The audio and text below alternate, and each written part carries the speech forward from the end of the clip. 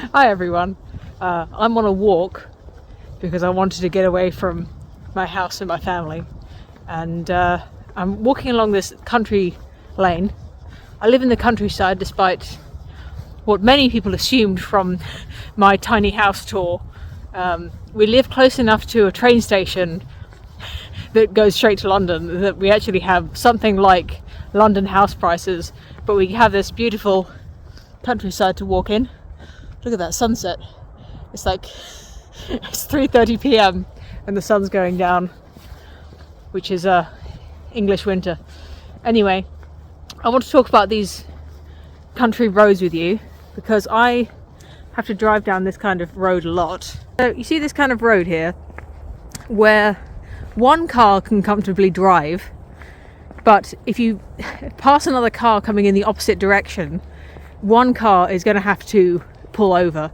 And sometimes there's a kind of lay-by bit or kind of wider bit of the road where one car has like obvious right of way, or like they have a reason to pull over to let the other car pass.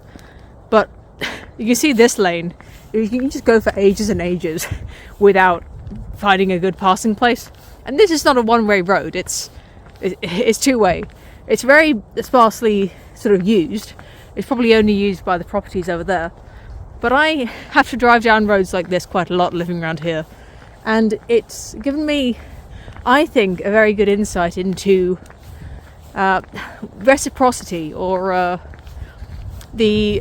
think Richard Dawkins describes it in the Selfish Gene as a kind of iterative game of the prisoner's dilemma. So the prisoner's dilemma is a game of two prisoners who have to decide whether to betray each other or not. I'm not going to go into the details here, but the version of the game that I play on a daily basis going down roads like this is that if you're driving and a car is coming towards you, you have to decide whether you're going to kind of just keep going and hope that they'll pull over, or if you're going to pull over and let the other car go past. And what really shocks me, it's not really surprising, but pretty much every time it happens, I feel a little spurt of sort of joy from as an economist or an amateur economist, thinking about this person who just sacrificed a little bit of their time to pull over for me so that I could drive past. And when I pull over for someone else, they'll frequently thank me. They'll raise their hand, or if it's dark, they'll flash their indicator lights at me, which is another nice thing.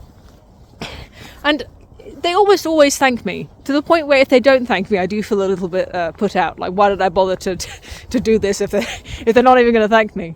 But something that happens, as I mentioned earlier, we have very short days in the winter, and a lot of the journeys that I take in the car are actually at night time, where there's not even reputation to gain. If someone were to be, let's say, rude to me on the road, if they were to be too selfish or they were not to thank me, I would have no way to identify them.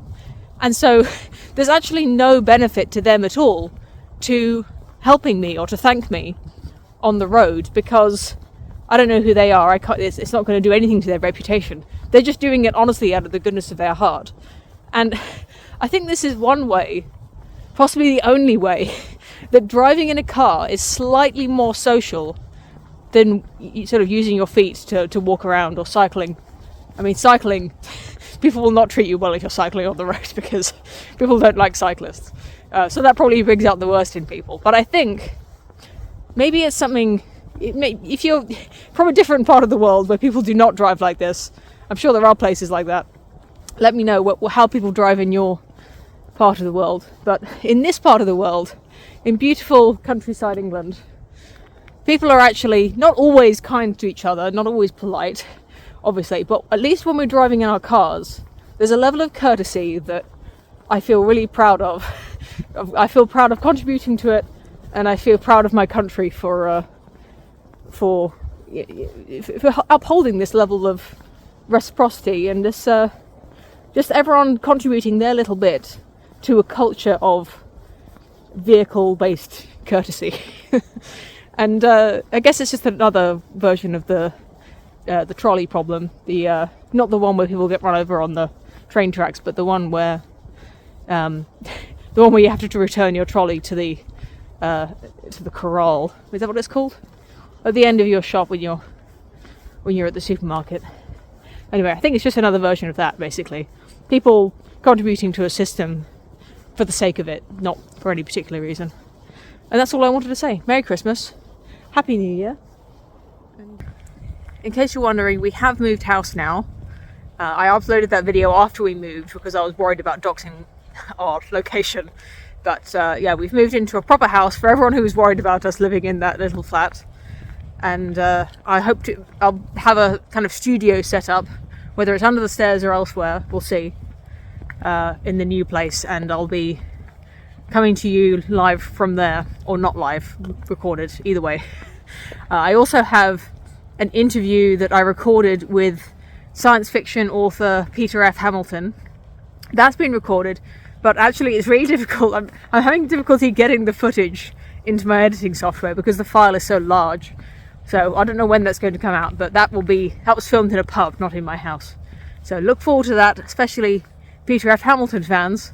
But we did also talk about a lot of futurism and economics and sociology. Everything that I'm interested in, I put to this very clever, creative man. So look out for that. That'll be up soon. See you then. Bye-bye. Happy Betwixtmas.